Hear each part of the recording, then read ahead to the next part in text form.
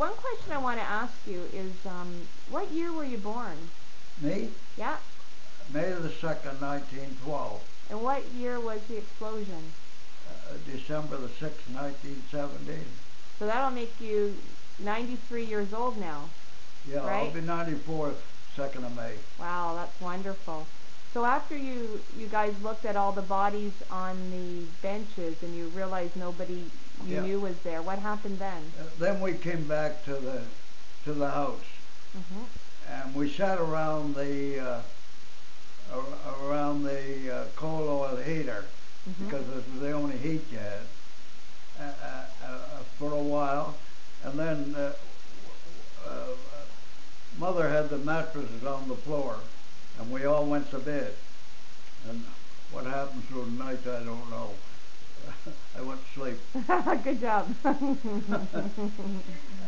So the next day, we got across the Dartmouth ferry to Dartmouth because there was no place in Halifax to stay, and we were going down to my father's sister in Jador, East Jador, and we went across to get the train, and the train went from Dartmouth to Musquodoboit Harbor, and then it turned up in north. It made an L turn there. That's as far as it went. I remember being on the train, getting on the train, but there was parts of it I must have fell asleep because I don't remember that. But I remember when we got to the station in Musquodoboit Harbor, we went to a hotel across from it, and I can always remember the long dining room, and it had one big long table with a tablecloth under it, and across the end was another table that had pies and cakes with desserts, you know. But on the main table, the women brought all the food out in big bowls and platters, and they just put it out and everybody helped themselves and passed it along, you know.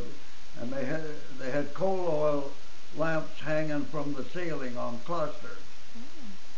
Well, then after we ate, Mother took us up to bed.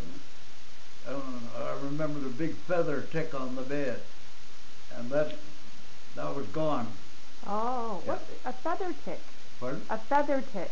Big feather tick. Oh, in those days, they used to have big feather tick.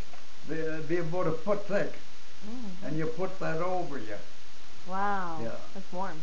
Well, the next day, she got a man with a horse and sleigh to take us to East Jador, which is a good distance from there.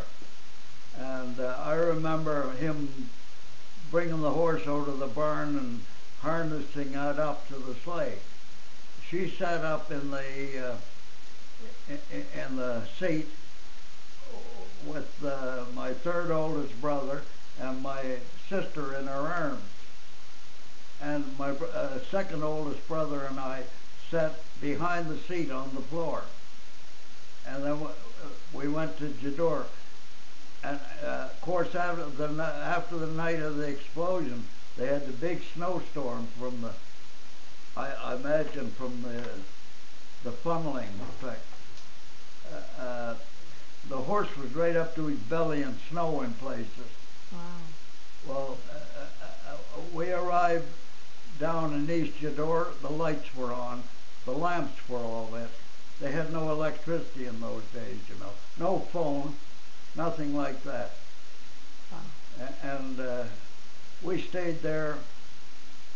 The next morning, my grandfather came up with a horse and a low sleigh. Your grandfather, was that your mother's father or no, your father? No, my father's father. So he was a baker? Yeah, okay. Baker. Mr. Baker, okay.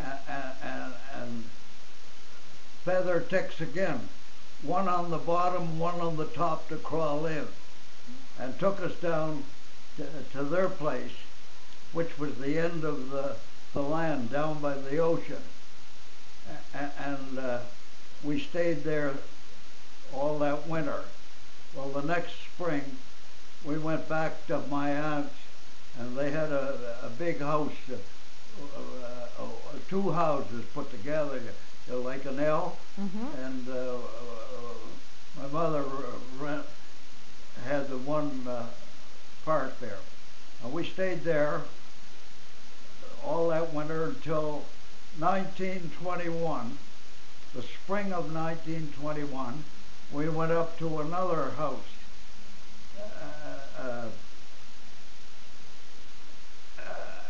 And we stayed there until I think it was around August or September. Mm-hmm. And we, by that time, my father had a place for us. So we had come up. And I remember we come up on the old passenger steamer Margaret, they called her. And on the way up at Three Fathom Harbor, there was a ship run ashore. Oh. And she had broken half. And all the fishermen was getting everything out of her.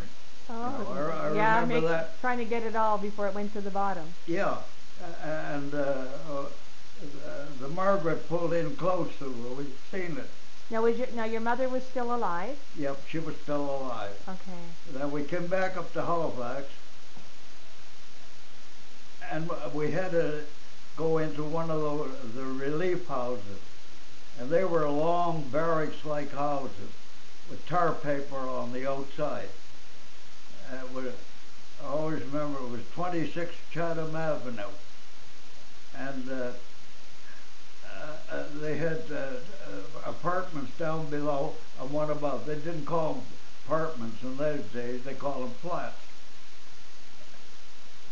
And they charged us $11 a month, and they turned the lights on at 5 o'clock in the night. And in the winter, that was dark. You had to have coal oil lamps till they come on.